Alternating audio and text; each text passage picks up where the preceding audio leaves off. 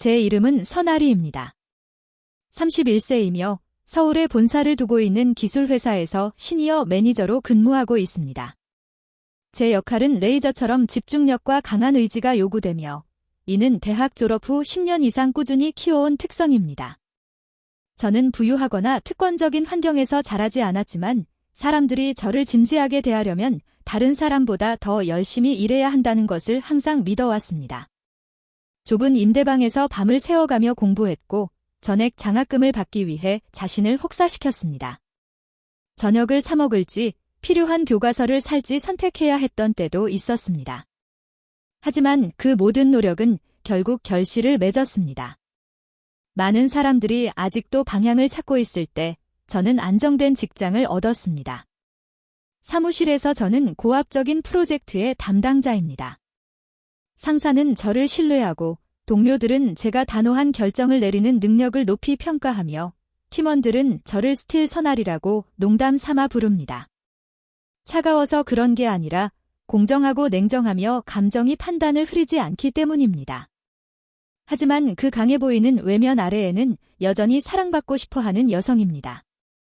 긴 하루를 마치고 손을 잡을 수 있는 사람이 원하는 사람입니다.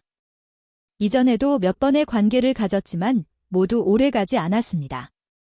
일부는 제 일정 때문이었습니다. 항상 일에 매달려 있었고 질부는 일부 남성들이 저보다 더 많이 벌거나 더 높은 직위에 있는 사람과 함께 있는 것을 견디지 못했기 때문입니다. 한 사람은 직접적으로 말했습니다. 너는 나를 남자답지 않게 느껴지게 해. 저는 웃으며 넘겼지만 그날 밤 거울을 바라보며 수시간 동안 자신이 무엇을 잘못했는지 고민했습니다. 그러던 어느 일은 봄 저녁, 서울의 특유의 비가 창문을 두드리는 중 가까운 친구민 아영이 남편의 생일 파티에 초대했습니다.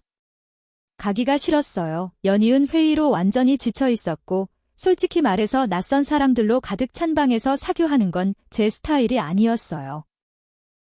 하지만 민 아영은 간청했어요. 1시간만이라도 제발. 당신은 제 브라이드메이드예요. 그렇게 거절하지 마세요. 그래서 본능에 반해 동의했어요. 그리고 그날 밤 저는 카무 이준을 만났어요. 그는 들어오자마자 시선을 사로잡는 유형의 남자가 아니었어요. 그는 주변에 섞여 있었고 조용히 있었고 누구에게도 인상하려고 노력하지 않았어요.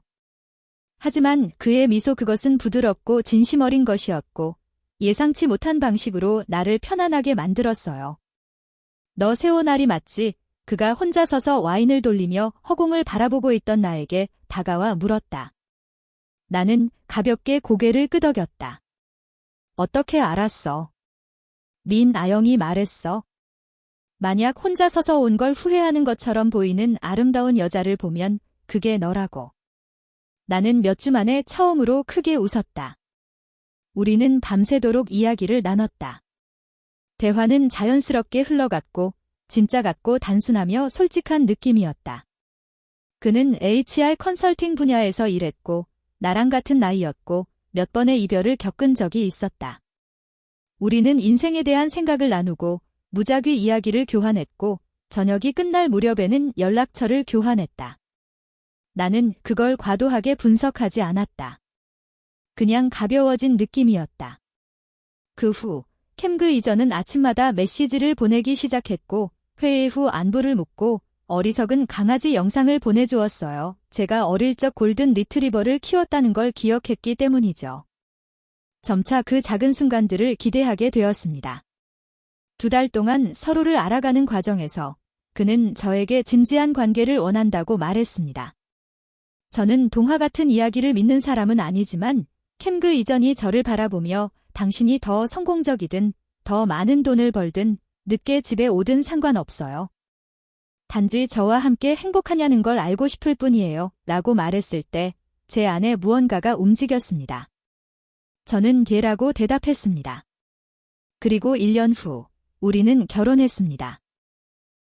저는 드디어 행복을 찾았다고 생각했지만 그건 오산이었습니다. 고통스러운 오산이었습니다.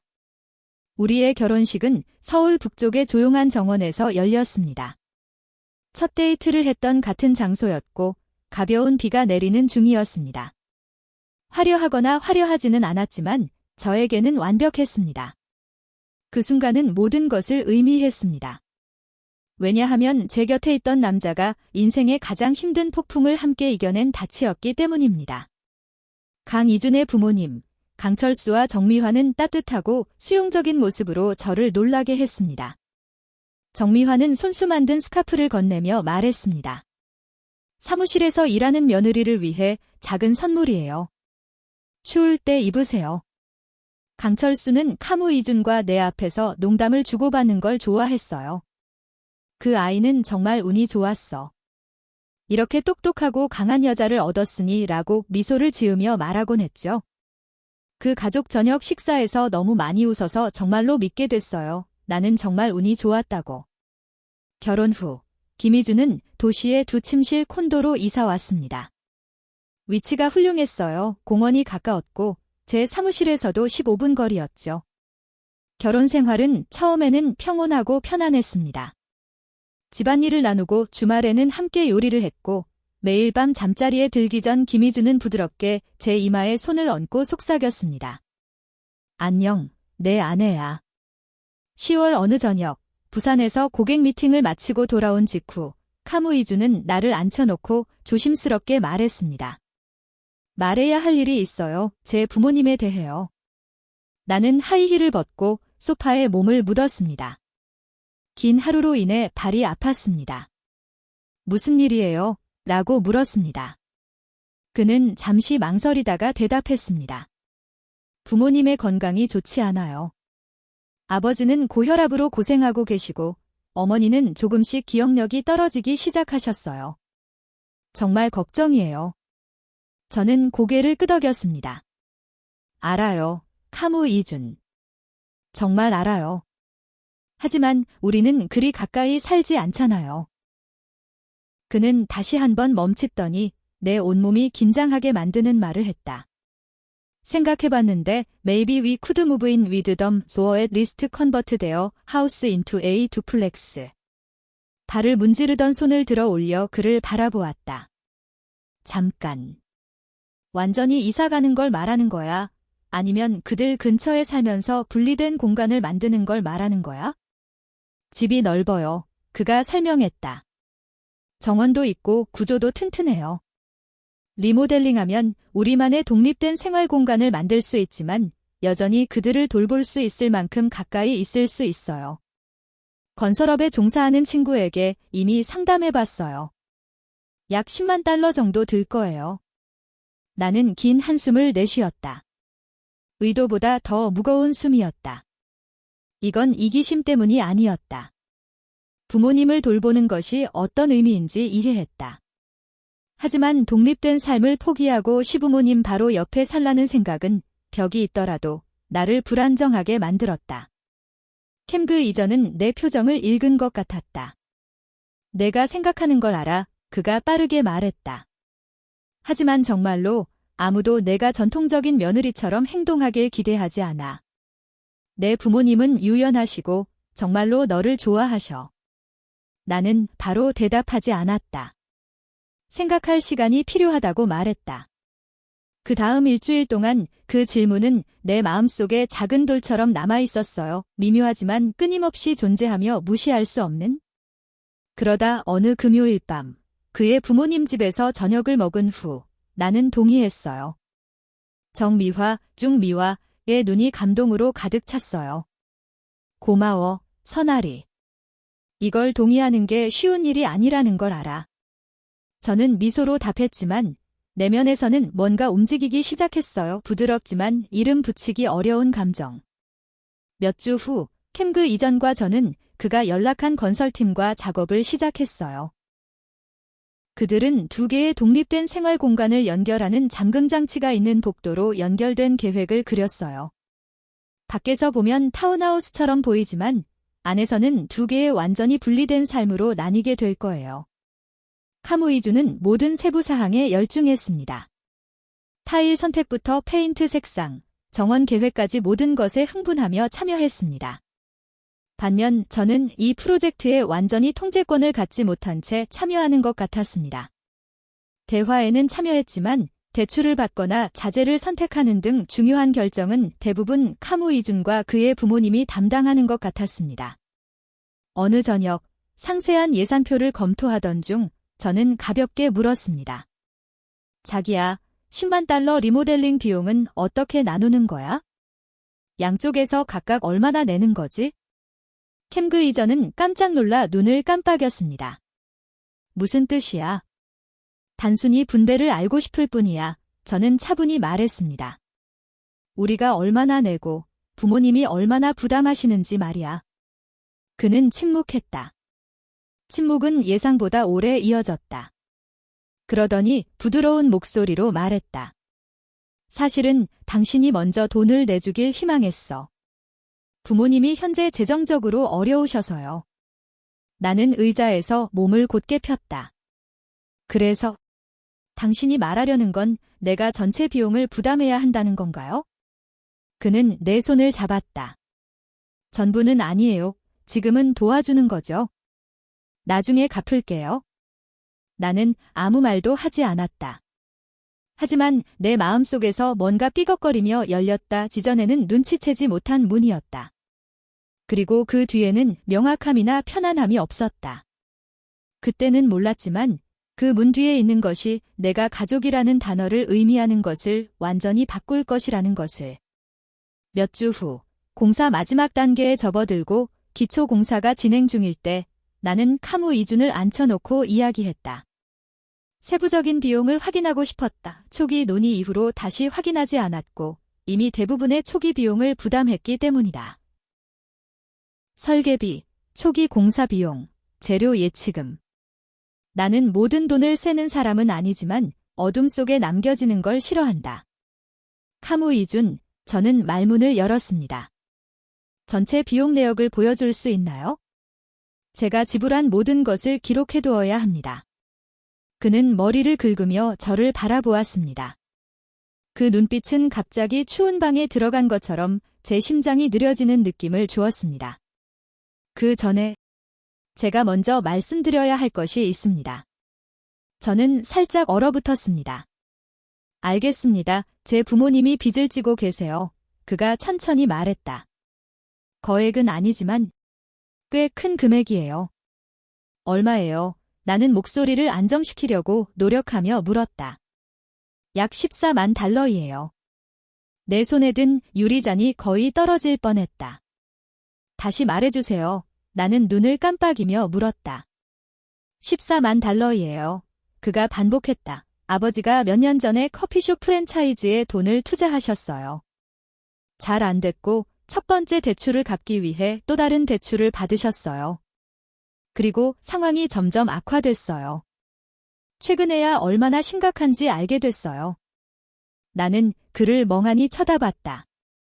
그리고 이제야 말해주는 거야. 우리가 이미 시작했으니까. 캠그 이전은 눈을 마주치지 못하고 아래를 내려다봤다. 숨기려고 한 건 아니었어요. 내가 처리할 수 있을 줄 알았어요. 캠그 이전은 긴장된 목소리로 말했다. 하지만 모든 것이 눈덩이처럼 커지고 있어요. 빨리 행동하지 않으면 집을 잃을 수도 있어요. 나는 침묵 속에 앉아 있었다. 숫자와 만약의 상황들이 파도처럼 밀려들며 머릿속을 맴돌았다. 이미 리모델링에 8만 5천 달러, 약 1억 1,500만 원들 쏟아부었다. 그리고 이제 이 새로운 빚. 너무 깊이 빠져나올 수 없을 것 같았다. 정확히 무엇을 원하시는 건가요? 나는 속삭이는 듯한 목소리로 물었다. 캠그 이전은 내 손을 꼭 잡았다. 이게 너무 큰 부탁이라는 건 알아. 하지만 도와줄 수 있겠어? 지금 당장 나서줄 수 있는 건 너뿐이야. 당신은 어떻게 될 건가요? 나는 이미 답을 알고 있었다. 갚을게. 약속해. 나는 희미하게 미소 지었다. 기쁨 때문이 아니라 그 순간 내 안에서 무언가가 변했기 때문이었다. 나는 더 이상 단순히 아내만이 아니라는 것을 깨달았다. 나는 재정적 생명선으로 대우받고 있었다. 하지만 나는 여전히 카무 이준을 사랑했다. 적어도 그렇게 생각했다. 그래서 나는 동의했다. 나는 저축에서 7만 달러 약 9,500만 원을 인출해 강철수와 정미화의 빚 대부분을 갚기 위해 송금했다. 남은 금액은 매월 670만 원씩 분할 상환하도록 설정하고 모든 거래를 영수증과 스프레드시트로 꼼꼼히 기록했다. 정미화는 감사의 눈물로 전화를 걸어왔고 강철수는 손글씨로 쓴 편지를 스캔해 보내며 저를 축복이라고 부르며 D 가족은 당신을 가진 것이 행운입니다 라고 썼습니다. 한때는 저도 그 말을 믿었습니다. 하지만 서서히 균열이 생기기 시작했습니다. 강이주는 재정적 지원을 중단했습니다. 그의 끊임없는 갚을게요는 침묵으로 변했습니다. 제가 그 문제를 제기할 때마다 항상 핑계가 있었습니다. 급여가 지연되었다. 프로젝트에 자금이 묶여 있다. 어느 날 예산을 재조정하기 위해 그의 급여 명세서를 보여달라고 요청했습니다. 그는 화를 내며 말했습니다. 너는 나를 믿지 않니? 왜 항상 돈 문제만이야, 선아리? 저는 대답하지 않았습니다. 지쳐 있었습니다. 하지만 계속해서 돈을 냈습니다. 1년 후 13번째 분할금을 납부한 후 정미화가 전화를 걸어왔습니다. 평소처럼 밝은 목소리였습니다. 정말 대단해, 사랑하는 사람아. 이제 한 해만 더 버티면 끝이야. 솔직히 말해서 내가 없었다면 우리는 거리에서 살았을 거야. 저는 물었습니다. 남은 금액은 얼마나 되나요? 이제 약 2만 5천 달러 정도예요. 약 3,400만 원 정도죠. 정말 이 가족의 구원자예요. 전 전화를 끊고 움직이지 않고 앉아 있었다. 13개월, 거의 12만 달러. 1,600만 원이 넘는다. 계약서 한 장도 없다. 서류도 없다. 단지 눈먼, 순진한 믿음뿐이었다. 그러던 어느 저녁, 저는 일찍 집에 돌아왔습니다. 회의가 갑자기 취소되었기 때문이었습니다. 거실 문에 다가가자 웃음소리가 들렸습니다. 너무 자유로워 보이고 너무 익숙한 소리였습니다. 저는 얼어붙었습니다. 강철수의 목소리가 가벼운 농담조로 들려왔습니다. 카무이주는 정말 대단해. 모든 걸 지원해주는 아내를 찾았을 뿐 아니라 자신의 자리를 아는 여자야. 그때 정미화가 덧붙였다. 빚은 거의 갚았고 집도 잘 꾸며지고 있네. 그 여자는 정말 보석 같은 존재야. 김이준이 끼어들었다. 그의 목소리에는 내가 이름 붙이고 싶지 않은 것이 섞여 있었다. 그래, 하지만 모든 것이 끝나면 maybe I cut her loose. 그녀는 언젠가 질문을 시작할 거야. 내가 얼마나 오래 그 자리에 서 있었는지 기억나지 않는다. 지갑을 방패처럼 움켜쥐고 심장이 너무 세게 뛰어서 다른 모든 소리를 삼켜버렸다. 하지만 그때 깨달았다. 이건 내가 쌓아가는 삶이 아니었다. 나는 계획의 일부였다. 내가 죄라고 말하기 훨씬 전에 시작된 계획에. 그날 밤부터 나는 저녁 식사 때 웃던 세오나리도 조용한 용서를 믿던 세오나리도 아니었다. 나는 소리치지 않았다. 대면하지 않았다. 단순히 침묵했다. 폭풍이 몰아치는 호수처럼. 매월 알림없이 지불을 계속했다. 저축과 월급에서 670만 원씩. 리모델링 비용도 계속 들어왔다. 시계처럼 정확히. 타일 주문, 페인트 비용, 공유 복도의 새 창문. 모든 비용이 내 계좌로 청구되었다.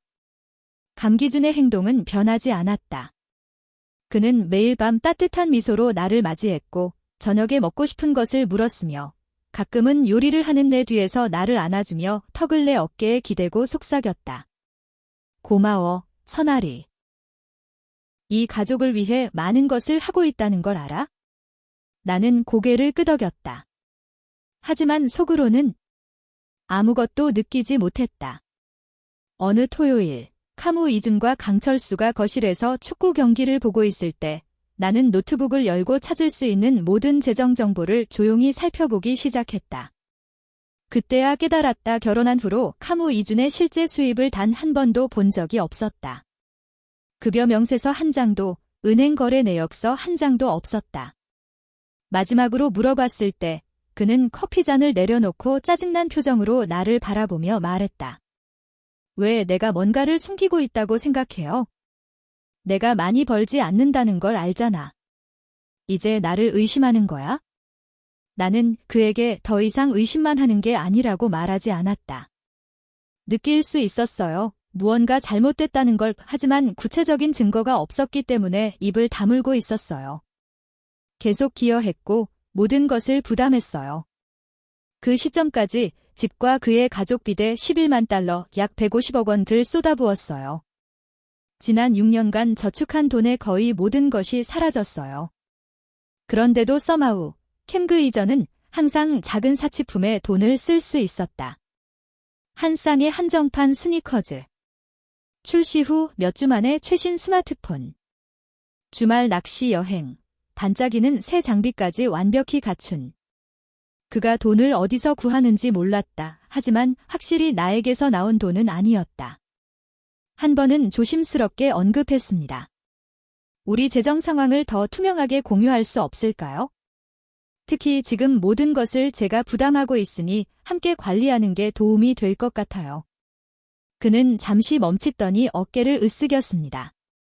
당신이 잘하니까 하는 거죠? 제가 부탁한 적 없어요. 너무 힘들면 안 해도 돼요? 아무도 강요하지 않아요. 저는 건조하고 입을 꾹 다문 미소를 지었습니다. 그건 자신이 이용당하고 있다는 걸 깨달은 여자만이 할 수 있는 미소였습니다. 쓴맛도 소리도 없었습니다. 그냥 끝났다는 느낌이었죠. 저는 그 후로 그 문제를 다시는 언급하지 않았습니다. 계좌 정보를 공유하는 것도 잔고를 보여주는 것도 그만뒀습니다. 하지만 모든 것을 기록하기 시작했습니다. 모든 대출 상환 내역, 모든 물품 청구서, 모든 은행 송금 내역, 캠그 이전이 한 번만 더 부탁한다고 보낸 모든 메시지. 그 모든 것을 어떻게 쓸지 몰랐다. 하지만 언젠가 필요할 거라는 직감이 있었다. 강철수와 정미화는 여전히 나를 사랑하는 척했다. 여전히 나를 그들의 작은 천사라고 불렀다. 여전히 일요일마다 집에서 만든 사과 파이를 가져다 주었다. 마치 내가 가족의 재정적 부담을 혼자서 감당하고 있다는 걸 모르는 것처럼. 그들은 그날 밤 내가 그들의 대화를 엿들었다는 걸 몰랐습니다. 그들의 목소리가 머릿속에서 메아리쳤습니다. 그녀는 돈을 물처럼 벌어들여 그리고 집이 완성되면 그녀를 버리는 건 쉽겠지. 그들은 그 말이 내 기억에 새겨져 지갑을 열 때마다 번쩍이는 걸 몰랐습니다. 캠그 이전은 여전히 내가 그를 믿고 있다고 생각했습니다. 그리고 나는 그에게 그렇게 믿게 두었습니다. 왜냐하면 저는 한 가지를 배웠기 때문입니다. 강한 여성은 항상 소리쳐서 존재를 알릴 필요는 없습니다. 때로는 침묵이 가장 전략적인 무기입니다. 조용히 쌓이는 폭풍처럼. 이 모든 것이 끝날 정확한 순간을 몰랐습니다. 하지만 한 가지는 확실히 알았습니다. 다음에 돈을 쓸 때는 다른 사람의 빚을 갚기 위해서가 아니었습니다. 제 자유를 되찾기 위해서였습니다. 그 후, 비 오는 수요일 오후가 찾아왔습니다. 서울의 전형적인 날씨, 회색빛으로 어두운 하늘과 끊임없는 비. 한국 파트너들과의 회의가 예상보다 일찍 끝났기 때문에 저는 예정보다 3시간 일찍 집으로 돌아가기로 결정했습니다. 좋아하는 베이커리에 들러 밤나무 쿠키를 몇 개 사서 아마도 캠그 이전에게 저녁을 요리해 주려고 했습니다. 오랜만에 해보는 일이었습니다. 우리 집으로 들어서는 순간 강철수의 은색 SUV가 이미 차고에 주차되어 있었습니다. 이상했어요. 일요일이 아니었으니까요. 그들은 일요일에만 방문했으니까요. 문을 조용히 열고 복도 불을 켜지 않고 들어갔습니다. 머리에서 물이 떨어졌지만 거의 신경 쓰이지 않았습니다. 거실에서 웃음소리와 목소리가 들려왔습니다. 그녀는 정말 금광이에요. 강철수가 말했습니다. 그 다음 정미화의 날카롭고 맑은 목소리가 들렸다. 유리 깨지는 소리 같았다. 선아리를 처음 만났을 때 기억나? 정말로 그녀가 그렇게 쉽게 넘어갈 줄은 몰랐어.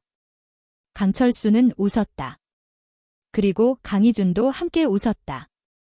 간단해, 그가 말했다. 그냥 관심이 있는 척해. 달콤한 말을 몇 마디 해. 그런 여자들은 겉으로는 강해 보이지만 속으로는 사랑받고 싶어 하니까. 맞지? 완전히 맞아. 라는 여성의 목소리가 들렸다. 내가 모르는 사람이었다. 그녀가 그걸 믿었다는 게 믿기지 않아. 이 집은 이제 거의 그녀의 거나 마찬가지야. 빚도 대부분 갚았어. 몇 달만 더 끌면 끝이야. 나는 그 자리에 얼어붙었다. 공기가 두꺼워졌고 마치 누군가가 모든 공간을 시멘트로 채운 듯 했다. 얼마나 오래 서 있었는지 모르겠지만 가방에 쥔 손이 너무 세게 쥐어져 손가락 관절이 하얗게 변했다. 그러고는 한마디도 없이 돌아서서 걸어나갔다. 집에 돌아온 적도 없는 것처럼. 그날 밤 나는 캠그 이전에게 간단한 메시지를 보냈다. 호텔에 머물고 있어요. 국제 고객들이 방문 중이에요. 긴 하루였어요. 그는 한 줄로 답했다. 안전하게 지내. 사랑해. 나는 그 메시지를 오랫동안 쳐다보며 답하지 않았다. 내 안의 모든 것이 부서졌다. 하지만 이상하게도 그 조각들에서 새로운 것이 형태를 갖추기 시작했다. 계획이었다. 나는 울지 않았다. 폭발하지 않았다. 이건 영화가 아니었다. 다음에 그 집으로 들어갈 때 코트 주머니 속에 작은 녹음기를 숨겨 넣었다. 평소처럼 행동했다. 일 때문에 지쳐 있고 마감일에 쫓기며. 그리고 캠그 이전이 저녁 식사 자리에서 새로운 여성을 비즈니스 파트너라고 소개했을 때 나는 눈도 깜빡이지 않았다. 예의 바르게 미소 지으며 와인을 따르고 가벼운 대화를 나눴지만 차분한 표정 뒤에서는 모든 것을 지켜보고 있었다. 가짜 미소 하나, 미묘한 대화 하나도 놓치지 않았다. 조용히 저는 우리 재정 생활의 완전한 기록을 쌓아갔습니다. 결혼 2년 동안 지출한 모든 달러를. 리모델링 비용부터 빚 상환, 생활비, 공동 비용까지 모든 것을 개인적이고 안전한 파일에 기록했습니다. 변호사에게 복사본을 보내며 간단한 메시지를 남겼습니다. 행동하지 마, 그냥 이걸 보관해. 그 다음 단계로 나아갔습니다. 부동산을 제 이름으로 이전하는 법적 절차를 시작했습니다. 처음에는 공정성과 투명성을 위해 집을 공동 소유하자고 제안했었다. 하지만 이제 재산세 최적화를 명분으로 법적 허점을 이용해 조용히 전환을 처리했다. 캠그 이전은 단 한마디도 묻지 않고 서명했다. 그리고 일주일 후 나는 옛 역할로 돌아갔다. 지친 아내로 여전히 저녁을 준비하고 그의 하루를 묻고 여전히 관심을 보이는 척했다. 하지만 내면에서는 카운트다운이 점점 다가오고 있었습니다. 그들은 제가 이미 이혼을 신청했다는 사실을 몰랐습니다. 조용히, 깨끗하게, 단 한마디도 없이 그들은 제가 가족의 남은 빚을 특별한 법적 조건으로 구매해 그들의 새로운 채권자가 되었다는 것도 몰랐습니다. 그들이 생각했던 것처럼 굴복하고 사라질 여성은 이제 모든 카드를 쥐고 있는 사람이 되었습니다. 그리고 모든 것을 끝내야 할 순간이 왔을 때 나는 소리치지 않을 것이다. 분노하지 않을 것이다. 단지 문을 열고 하나씩 그들을 나가라고 초대할 뿐이다. 분노 없이 단지 사실들. 그들의 속임수에서 태어난 증거들. 나는 예전에는 내가 이성적이라고 믿었다. 합리적이었다. 현실적이었다. 감정에 흔들리지 않는 여성이라고 생각했다. 하지만 마음이 서서히 은밀하게 조작당할 때 배우는 것이 있다. 가장 깊은 상처는 한 번의 타격으로 입히지 않는다. 매일 반복되는 작은 날카로운 상처들이 일상 뒤에 숨어 있다. 그래서 나는 역할을 유지했다. 사랑스러운 아내, 충성스러운 며느리. 캠그 이전이 뒤에서 나를 안아줄 때 미소 지었다. 중미화가 나를 이 가족의 자부심지라고 부를 때 고개를 끄덕였다. 심지어 빚 상환액을 늘렸습니다. 더 빠른 분할 상환, 더 유리한 조건. 사랑 때문이 아니었습니다. 계산 때문이었습니다. 그들이 안전하다고 느끼게 하고 싶었습니다. 여전히 그들을 믿는다고 믿게 하고 싶었습니다. 그들은 그것이 내가 그들에게 줄 마지막 자금일 거라는 걸 몰랐습니다. 그리고 매월 670만 원씩 상환한 모든 돈은 조용한 경멸로 감싸여 있었습니다. 18개월 후 강철수와 정미화의 미상환 대출 대부분을 보유한 은행에 전화를 걸었다. 원본 보증인으로서 대출 잔액을 일시에 상환하는 조건으로 대출을 내 이름으로 완전히 양도해달라고 제안했다. 그들은 거의 즉시 동의했다.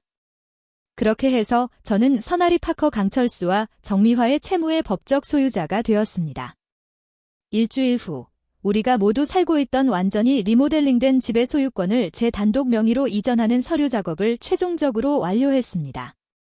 카무 이준에게 이전이 새로운 재산세 처리를 위한 것이라고 말했을 때 그는 문서에 거의 눈길도 주지 않았습니다.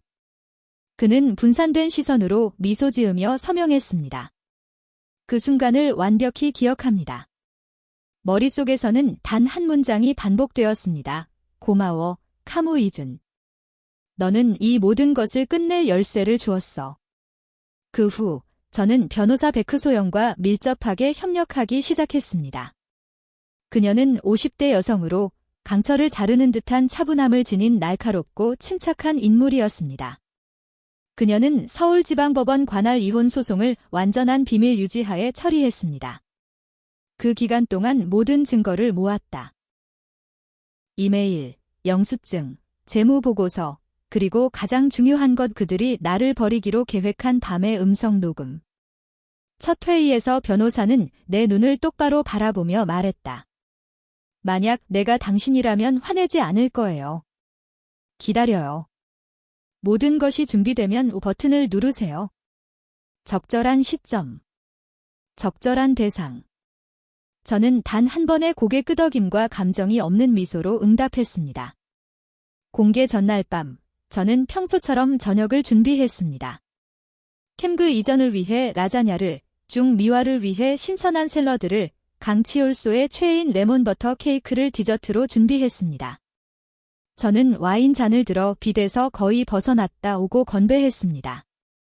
카무 이준이 환하게 웃었다. 내가 이걸 해냈다는 게 믿기지 않아, 서나리. 내가 내 인생에서 가장 좋은 일이야? 나는 그의 잔과 내 잔을 부딪히며 그의 눈을 똑바로 바라보았다. 나도 그렇게 생각해, 카무 이준. 고마워 그렇게 일찍 내 진짜 모습을 보여줘서. 그는 내 말의 의미를 알아채지 못했다. 설명할 필요도 없었다. 다음 아침, 나는 일찍 일어났다. 이혼 서류와 공식 채무 이전 계약서를 부엌 카운터에 깔끔하게 놓았다. 계약서에는 내가 강철수와 정미화의 새로운 채권자로 명시되어 있었다. 그리고 손글씨로 쓴 메모, 새로운 채권자와의 협상 잘해. 나는 너에게 관대할 계획이 없어. 나는 그 집을 나와 다시는 돌아보지 않았다.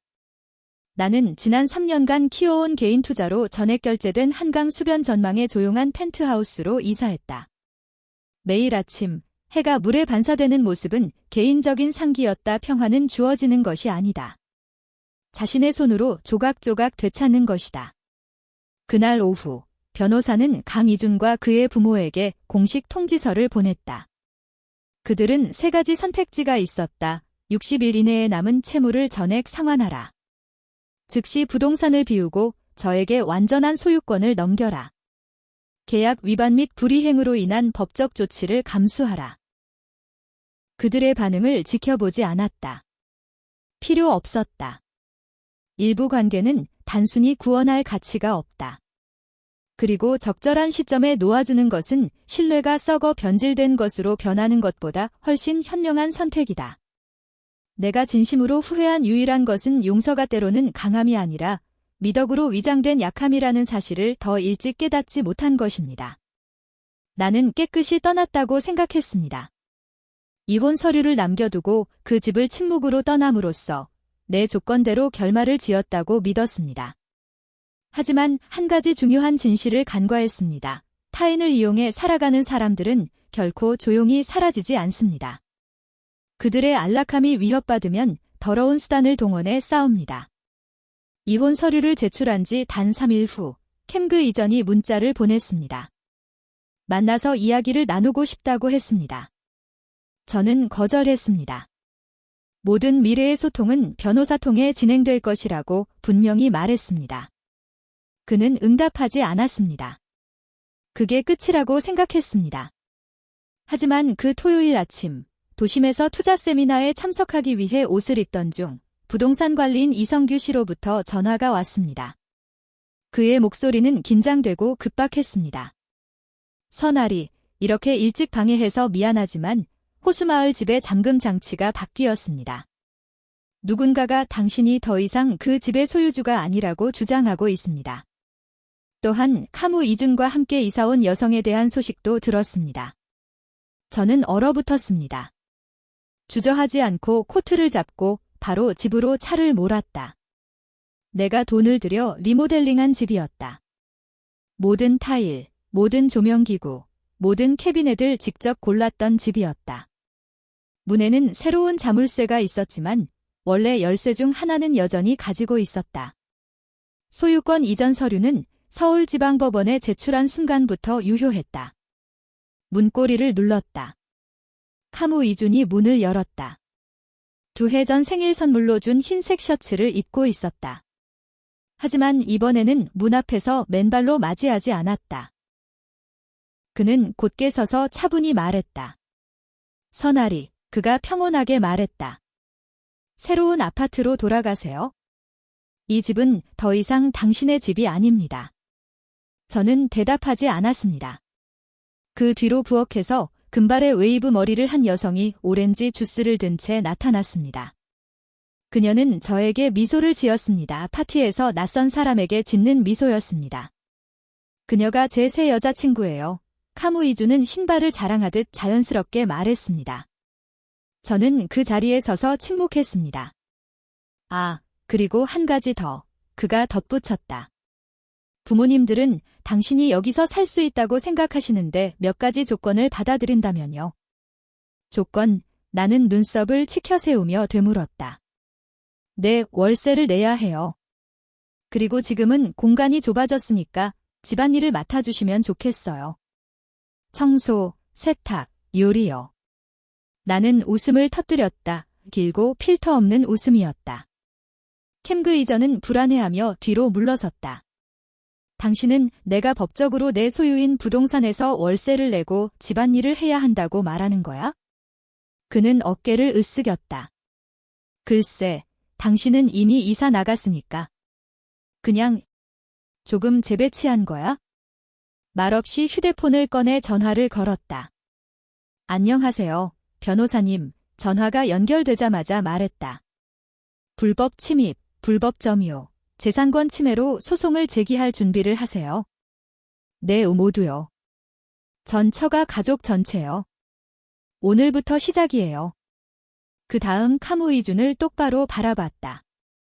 그 눈에는 더 이상 따뜻함이 없었다. 당신은 3시간 안에 내 집에서 나가야 합니다. 여자친구와 부모님과 함께. 점심때까지 여기 있다면 경찰이 올 겁니다. 그의 얼굴이 창백해졌다. 당신은 이럴 수 없어, 선아리. 우리는 결혼했잖아.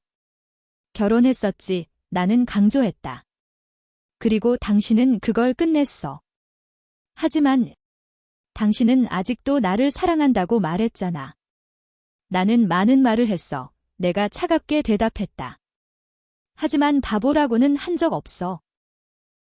그럼 나는 돌아서서 대문을 나갔다. 몇 년 만에 가장 가벼운 느낌이었다. 어깨에서 45kg의 무게를 내려놓은 것 같았다. 카무 이주는 따라오지 않았다. 그는 끝났다는 걸 알았다. 그리고 나는 알았다. 이것은 복수가 아니었다. 이것은 정의였다. 이 세상은 나 같은 여자들을 사랑받을 수 없을 정도로 강하다고 낙인 찍지만 이건 카무 이준에게만 하는 말이 아니었다. 독립을 착취할 수 있는 것으로 여긴 모든 이들에게 보내는 메시지였다. 3일 후 변호사가 카무 이준과 그의 부모에게 공식 요구서를 직접 전달했다. 그 문서에는 3가지 사실이 명시되어 있었다. 호수마을 주택은 서울지방법원 관할하에 내 법적 소유권으로 완전히 등록되어 있다. 그들은 불법으로 그곳에 거주하고 있었습니다.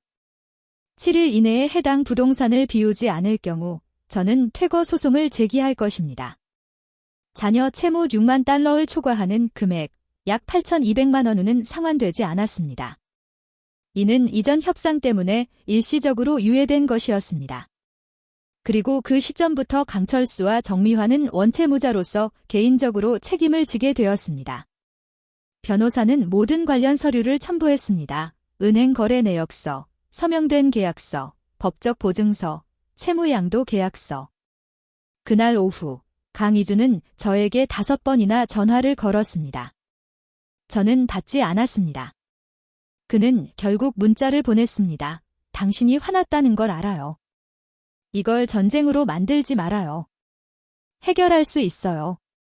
저는 단 한 줄로 답했습니다. 당신 변호사가 제 변호사와 이야기하라.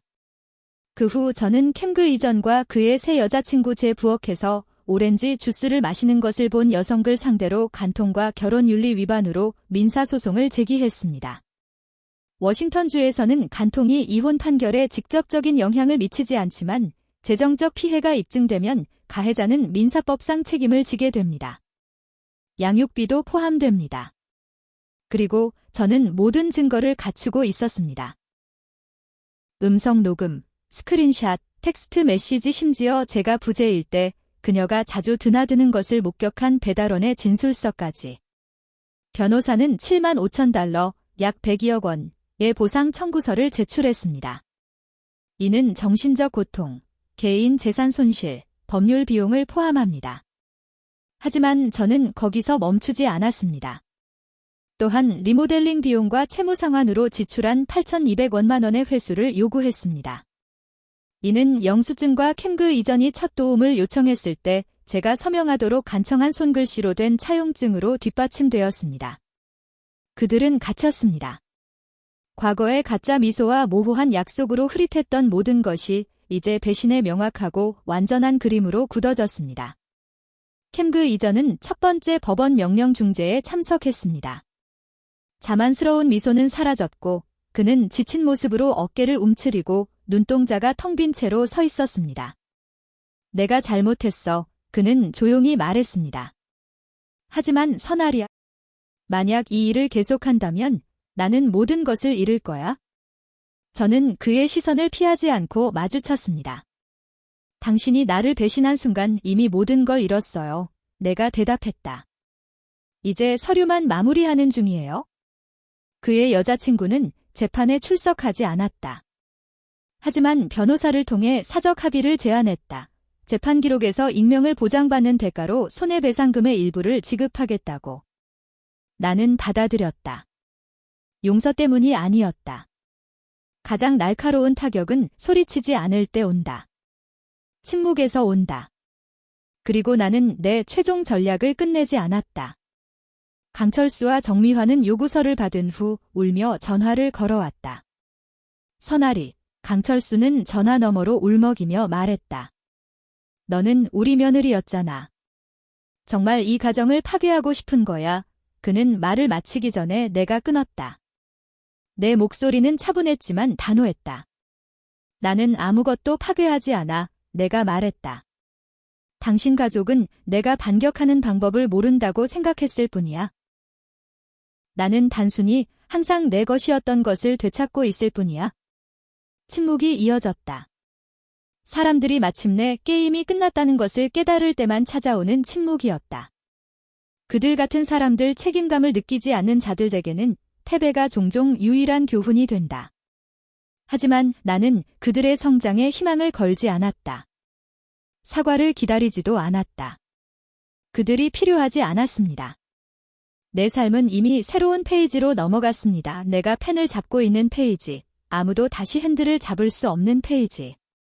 캠그 이전과 그 나머지들은 이제 조연에 불과했습니다. 내가 오래전에 책장에서 치워버린 장의 주석으로 전락한 존재들. 내가 한때 집이라고 불렀던 집을 팔기 위해 서명할 날이 올 줄은 상상도 못했습니다. 시간, 돈, 감정을 쏟아부은 그 집을요. 하지만 결국 이해했습니다. 아무리 아름답게 설계된 집이라도 속이 속임수로 가득 차 있다면 그저 내 벽에 불과합니다. 리모델링 후 부동산 시장이 활황이던 중 호수마을 집은 재감정되었습니다. 매물로 내놓은 지 한 달 만에 젊은 부부가 20만 달러, 약 273억 원, 을 제시했습니다. 정확히 제가 희망했던 금액이었습니다. 그들은 이중 구조의 레이아웃을 매우 좋아했습니다. 특히 제가 직접 허물고 다시 지은 주방을 특히 좋아했습니다. 리모델링과 투자 비용을 모두 고려한 후 저는 4만 달러, 약 55억 원의 순이익을 얻었습니다. 감정적 부담에 비해 큰 금액은 아니었지만 새로운 시작을 위해 충분했습니다. 이번에는 추억은 함께 가져가지 않았습니다. 이혼 조정 과정에서 법원은 제 양육비 청구권을 인정했습니다. 강이주는 12개월에 걸쳐 3만 5천 달러, 약 4,800만 원을 지급하도록 명령받았습니다. 그의 여자친구는 법정에서 공개 언급을 피하기 위해 자신의 역할을 축소하려 했지만 150달러, 약 20만 원을 지급해야 했습니다. 강철수와 정미화는 법적 압력과 서명한 재정 합의서의 부담으로 인해 제가 선지급한 8,200원만 원을 상환했습니다. 죄책감 때문이 아니었습니다. 소송을 피하기 위해서였습니다. 집 판매, 법적 합의, 채무 회수를 통해 저는 15만 달러, 약 205억 원 이상을 되찾았습니다. 하지만 제가 얻은 가장 소중한 것은 달러로 측정되지 않았습니다. 그것은 명확함, 강함, 제 미래에 대한 소유권. 폭풍이 지나간 후 저는 투자에 진지하게 임했습니다. 과거에는 저축만으로도 충분하다고 믿었습니다. 하지만 이제는 더 잘 알고 있습니다. 현대 여성은 안정성 이상의 것이 필요합니다. 우리는 금융 리터러시, 비전, 전략이 필요합니다. 개인 자산 관리 과정을 수강했습니다. 독립적인 금융 자문가를 고용했습니다. 시장 동향을 두려움 대신 지식으로 읽기 시작했습니다. 점차 고통은 그 힘을 잃어갔습니다. 저는 의지할 사람이 필요하지 않다는 것을 깨달았습니다. 저는 저 자신이었습니다. 그리고 저는 충분했습니다. 선선한 가을 오후, 새로운 아파트 발코니에 서서 서울 해안선을 내려다보았습니다. 하늘이 만조된만 위에 금빛을 쏟아부었고 갑자기 깨달았습니다. 저는 옛날의 서나리가 꿈꿨던 삶을 살고 있었습니다. 유일한 차이점은 이제 저는 그 삶을 당연히 누릴 자격이 있다고 믿었습니다. 카무 이준의 행방을 신경 쓰지 않았습니다. 그가 그 여자와 여전히 함께 있는지 여부는 제 관심사가 아니었습니다. 그건 이제 다른 이야기에 닿고 선반에 다시 올려놓은 이야기였습니다. 찢어지지 않았고 지워지지 않았습니다. 그저 그 자리에 남겨두었다. 과거. 과거에 왜 카무 이준 같은 사람을 선택했는지 의문을 품었던 부모님은 이제 나에게 가장 가까운 존재가 되었다. 그들은 내가 옳았어 라는 말을 하지 않았다. 하지만 어머니가 내 새집 문을 열고 들어와 주변을 둘러보았을 때 그녀의 눈이 모든 것을 말해주었다. 아버지는 항상처럼 조용히 내 어깨를 토닥였다. 내가 상상했던 것보다 훨씬 강해. 나는 미소 지었다. 말이 필요 없었다. 이미 알고 있었다. 나는 더 이상 그 시절의 선아리가 아니었다. 나는 선아리다. 그들이 한때 순진하다고 오해했던 여자 되냐 하면 나는 너무나도 열렬히 사랑했기 때문이다. 이제 나는 누구보다도 나를 더 사랑한다. 나는 세상을 닫지 않았다. 하지만 더 현명해졌다. 외로움 때문에 사람들을 받아들이지 않는다. 그들이 그럴 자격을 얻을 때만 받아들인다. 두려움에서가 아니라 지혜에서라. 왜냐하면 나는 배웠다. 너를 향해 손을 내미는 모든 사람이 너를 들어올리려는 건 아니다. 일부는 단지 가져가려고 온다. 그리고 만약 내가 캠그 이전을 사랑한 것을 후회하냐고 묻는다면 나는 아니라고 말할 것이다. 왜냐하면 그 없이는 내 경계선이 어디에 있는지 발견하지 못했을 테니까요. 놓아버렸을